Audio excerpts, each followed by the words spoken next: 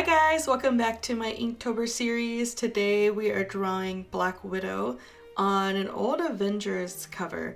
So I started out with this pose, but I did it kind of big. We wanted like a fun little booty shot, but I couldn't get it to really fit how I wanted, and the chat over on Twitch, since we were live streaming this, wanted me to do a sexier pose. So you'll see here in a second that I erased the initial pose, but I really liked how I did the face, so I kept the face and we just kind of rearranged it. But I am happy with how it turned out, so I'm glad we changed the pose. So thank you, chat.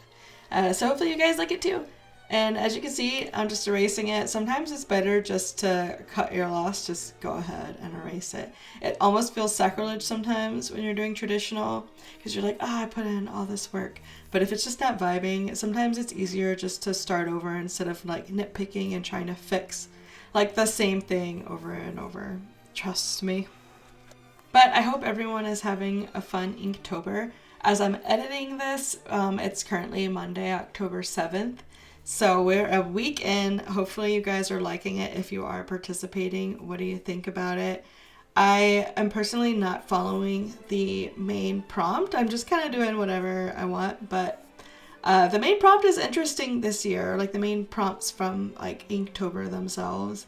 It had a lot of like backpacking, hiking type vibes and words, so I didn't really feel like I was too interested in doing stuff with that. But I guess again, that's part of it. Like it pushes your creativity. Like when would you normally draw a backpack or binoculars? So, but it's just not for me, not what I'm doing. But let me know if you're doing the official prompt or if you're following any other artist prompts, because I know there's a lot of artists that will make their own. I know a couple. Vicetober is one from Mako Vice, and then Willow and Roxas is another artist, and she's doing like a Witchtober.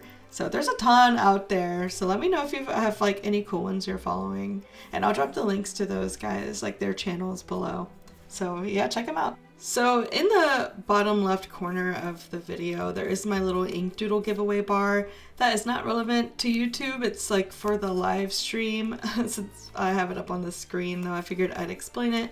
Every 10 subs that we get on the stream, I'm gonna do a little ink doodle giveaway, and that's what I'm doing here now.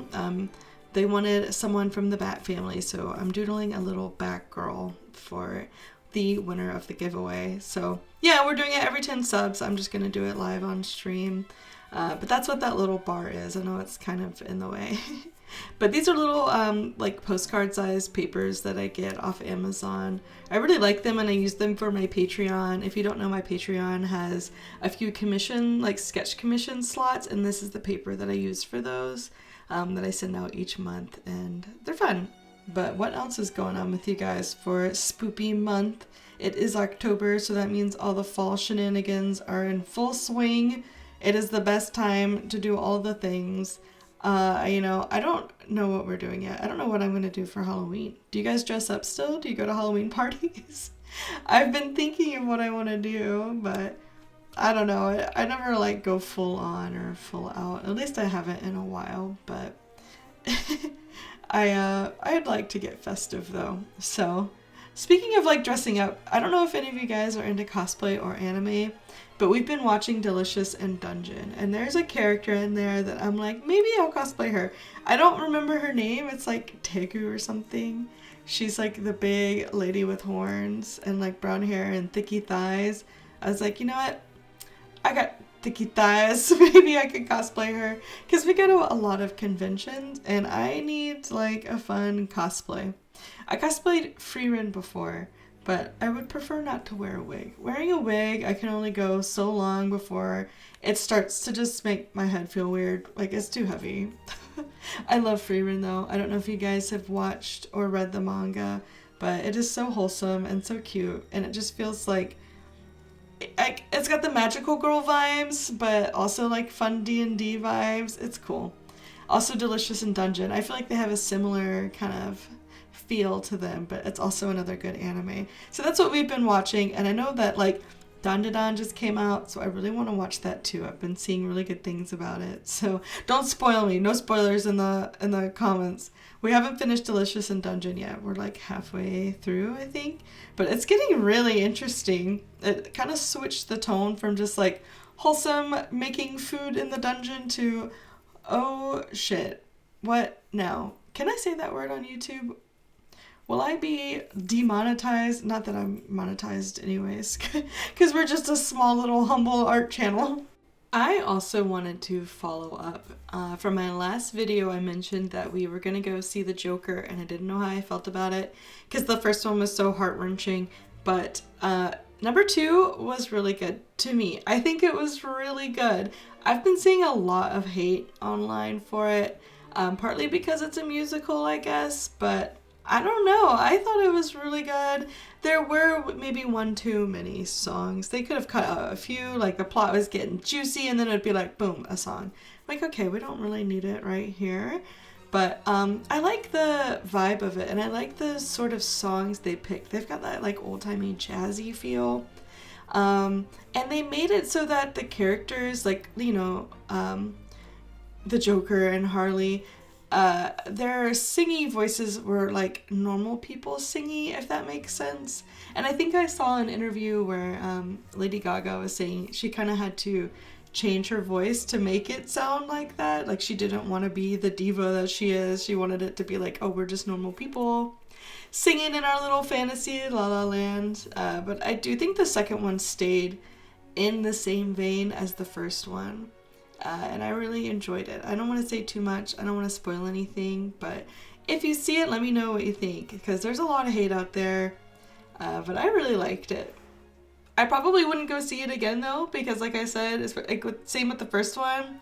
They're just heavy. They're too real, and it's kind of depressing. But the stories are great. Like, they're really good. I just, you know, my heart can't take all of it. Anyway, that's what's been going on in my world. Just watching movies, reading books, you know, hanging out.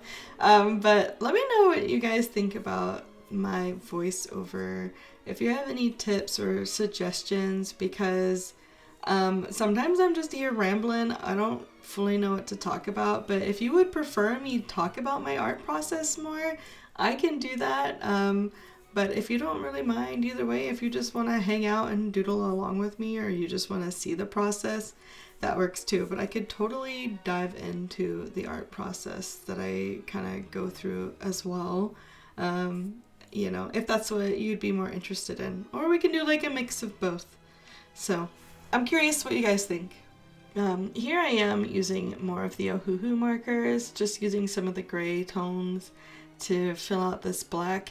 Black can be hard sometimes. Like, I could just ink this with a full black ink, but I wanted to shade it out a little bit, give it a little more depth to it.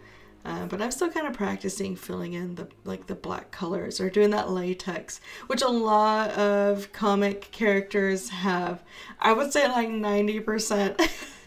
Maybe not 90%, but you get what I'm saying. A lot of them have this like blacked out kind of suit, so I really like how it looks. There's a few artists I would love to kind of learn their process, or you know, how they go about inking, like Jorge Jimenez. I don't know if you guys know who that is, but his art is like on a whole nother level. Amazing.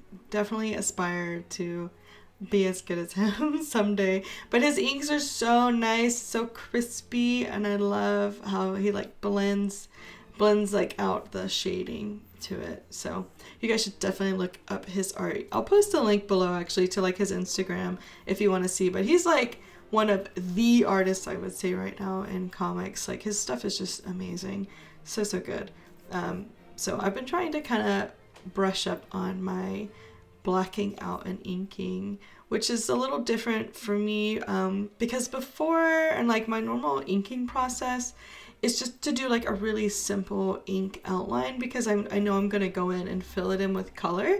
But if you're just inking, you kind of want to add a little more depth and shadow. So there's like little techniques that can help with that, that you might not always add to color. Though I've been trying to add them with my color pieces too. I think it just makes everything pop really well. And it's just fun to experiment and keep your art growing. I think that's one of the awesome things about art. Like, you're always learning and growing. There's always new things to try out and practice. And one of the greatest pieces of art advice I've ever gotten was to just suck and be okay with it. Like, if your art sucks, it's okay. It doesn't matter, because you're going to be growing and learning. Don't let perfection hold you back. Like, if you just, keep worrying about making it perfect, you'll never get work done. You won't keep improving. So sometimes you just got to go out there and let the art suck while you experiment and learn and play around with your tools. That advice came from Keenan Lafferty. Some of his art talks on YouTube are so good. So I'll post that down below too. I have so many references and artists that I love, so I'm just gonna have a whole bunch of links down there, I guess. But yeah, I love art, but a lot of it really is like a mental hurdle, I think. And if you can't get past those hurdles, like, you just won't improve or enjoy the process. You're just gonna be frustrated and miserable. So many artists are so hard on themselves. So don't be hard on yourself. Just go for it. It'll get better and better the more you do it.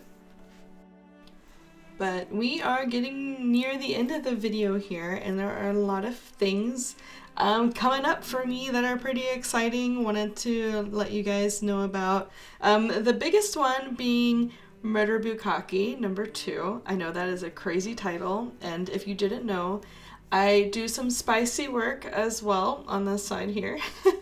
But I did the interiors and a few cover pieces for Murder Bukkake 1, and we just finished 2, and the Kickstarter will be launching in a couple weeks. So I've got a link below. It is very spicy, so 18 plus. But yeah, the link is below if you want to go follow that to see when we go live. Go check it out. I'm really excited. And I've already started the layouts for #3, so get on in there before we get too deep in the story. Not that you can't join, whatever, And yeah, the writer is Garrett Gunn, and I've been working with some awesome people on this project. So make sure to go check it out. There's going to be a lot of goodies with the Kickstarter, so I'm really excited for that. And if you're looking for some more art goodies from me, or just want to throw me some more support, I do have a Patreon linked below. We've got some fun goodies over there. I've got a monthly sticker club, a spicy NSFW one, and then just like a normal cute pinup one. And I just do some exclusive like blog posts, and I'll share sexy sketches. We've got some cool stuff going on, so feel free to check it out. And I really appreciate you guys being here. Thank you for watching. I hope you enjoyed the video. And I look forward to sharing the next one with you. Don't forget to subscribe, and I'll see you guys later. Okay, bye!